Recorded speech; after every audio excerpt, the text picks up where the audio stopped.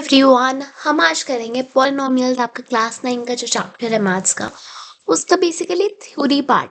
इसमें से आपको एमसीक्यूज आते हैं, इस पर बेस्ड कोई कॉन्सेप्चुअल या फिर लंबे वाले क्वेश्चंस नहीं होते आपकी एक्सरसाइज में, बट इस पर ज़रूर एक दो एमसीक्यू ज़रूर आएंगे, ठीक है। एंड आपके पॉलिनोमियल जो चैप्टर है वो एग्जाम में बहुत ज़्यादा वेटेज भी कैरी करता है, ठीक है। इसलिए मैंने बहुत ज़्यादा इसकी थ्योरी का बनाया है, ताकि कोई भी एमसीक्यू आए तो फिर आप सब कर पाओ, राइट। सबसे पहले वेरिएबल्स क्या होते हैं। वेरिएबल्स जो हैं ABCD XYZ, जिनकी कोई वैल्यू नहीं होती है, जिनकी वैल्यू जो है वेरी करती है, ठीक है, चेंज होती है। देन है कांस्टेंट। कांस्टेंट जो है जिसकी वैल्यू फिक्स होती है 1 2 3 99, है ना। फिर हमारे पास एल्जेब्रिक एक्सप्रेशंस।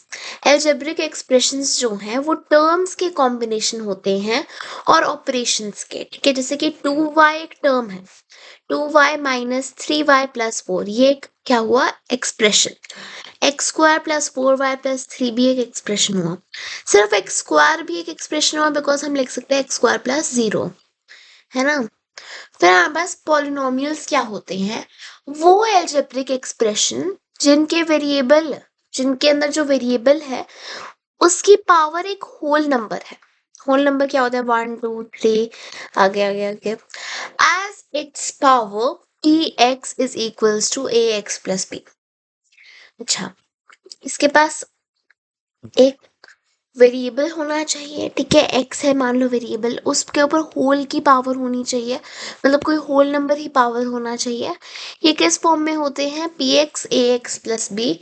इस पर बहुत क्वेश्चंस आते हैं, आई एम टेलिंग यू। यहाँ पर ए और बी कांस्टेंट है, जैसे कि 2x+3, ये एक एक्सप्रेशन हुआ, राइट। और ये एक पॉलिनोमियल है बिकॉज एक्स की पावर 1 है। अब 2x 100+3, क्या ये एक होल नंबर है, आई मीन क्या ये एक पॉलिनोमियल है, हाँ ये है। बट क्या √2x+3 क्या ये एक पॉलिनोमियल है, नहीं, क्योंकि x की पावर 1/2 है। जिन्हें नहीं पता, रूट जो है 1/2 की पावर रखती है, ठीक है। देन आपके पास कोएफिशिएंट। कोएफिशिएंट क्या होता है कि क्या चिपका हुआ है भाई, क्या चिपका हुआ है। क्या चिपका हुआ है, कैसे, क्या मतलब है कि मान लो 2x है, तो फिर x का कोएफिशिएंट क्या है, 2 है, ठीक है। 2 का कोएफिशिएंट क्या है, x है, ठीक है। तो फिर इस इक्वेशन में मैं हाईलाइट कर देती हूँ, x² + 4y+3 में आपसे अगर y का कोएफिशिएंट पूछा जाए तो फिर आपको कहना है 4 है, ठीक है। डिग्री क्या होती है, जो वेरिएबल की हाईएस्ट पावर है। लेट्स से 2x³ + 4x 100+3 है, तो फिर जो 4x की पावर 100 है, x की पावर 100 हाईएस्ट है, तो फिर हमारी डिग्री क्या हुई, 100, ठीक है।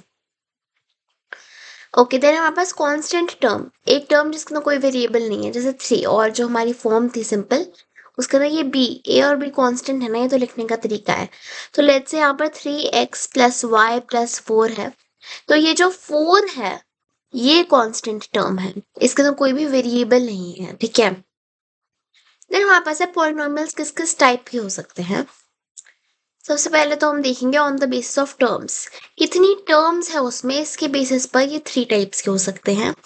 सबसे पहले मोनोमियल, जिसके अंदर सिर्फ एक टर्म है, जैसे कि 2x, ठीक है, एक ही टर्म है ना, इसको हम लिख जरूर सकते हैं 2x+0, बट है एक ही टर्म। देन हमारे पास बाइनोमियल, जिसके अंदर 2 टर्म्स है, 2x+3, है ना, जिसके अंदर 2 टर्म्स है, मोनोमियल बाइनोमियल हो गया। देन हमारे पास है 2x + 3y+4, ये क्या हुआ, ट्राइनोमियल, इसके अंदर 3 टर्म्स है, ठीक है। ओके, देन हमारे पास है डिग्री के बेसिस पर, जिसके पास एक की डिग्री है, यानी 2x+3, यहाँ पर x की डिग्री क्या है, 1 है, राइट। तो फिर 1 जो है लीनियर हुआ, ये एक लीनियर पॉलिनोमियल है, ठीक है। और अगर टर्म्स के बेसिस पर देखा जाए तो ये एक बाइनोमियल पॉलिनोमियल है। देन है क्वाड्रेटिक, जिसके अंदर डिग्री जो है 2 होती है, 3y² + 4 कर दो, है ना। एंड देन हमारे पास है क्यूबिक पॉलिनोमियल, जिसकी हाईएस्ट पावर या फिर डिग्री जो है 3 होती है, 3x³ + 6, प्लस चाहे आप 4x भी लिख दो, बट डिग्री तो यही रहेगी ना, 3, है ना, सिंपल। देन हमारे पास है कांस्टेंट पॉलिनोमियल, सिंपल सी बात है जिसके अंदर सिर्फ कांस्टेंट है, बट आप कहोगे कि ये कैसे एक पॉलिनोमियल हुआ? आप इसको ऐसे भी तो लिख सकते हो ना, तो फिर एक पॉलिनोमियल हुआ, +0 ये एक पॉलिनोमियल हुआ, राइट? तो फिर यहाँ पर x की डिग्री क्या है? पावर इसके 0 है ना, और कुछ हम कर नहीं सकते हैं, तो इसकी डिग्री हमेशा 0 होती है कांस्टेंट पॉलिनोमियल में। वेरी इंपॉर्टेंट, ये पक्का एमसीक्यू में आ सकता है। एंड ये तो और भी इंपॉर्टेंट है, 0 पॉलिनोमियल जो कि सिर्फ 0 है। अगर आप कहोगे कि इसके अंदर कैसे है, तो फिर हम x की पावर 0 लिख सकते हैं। अब आप एक चीज नोटिस करो, जब उसने 0 से मल्टीप्लाई होना है तो x की पावर आप 100 भी कर दो, तब भी आंसर 0 ही आएगा ना। तो फिर यहाँ पर x की पावर कुछ भी हो सकती है, एनीथिंग, या फिर नॉट डिफाइंड, ठीक है। सो विद दिस हमारा थ्योरी पार्ट कवर होता है। आपको क्वेश्चंस वाला पार्ट चाहिए तो डू टेल मी, बट इसमें से एमसीक्यू आ सकते हैं। एंड ये वीडियो बहुत छोटी है क्योंकि ये बस 1-2 एमसीक्यू के लिए है, राइट? पूरा चैप्टर आपका नहीं हुआ है, बट हाँ बेसिक्स आपके हो चुके हैं। एंड आई होप आपके एमसीक्यू में एक भी नंबर ना कटे अब। So I will see you guys in the next video. तब तक के लिए टेक केयर एंड बाय।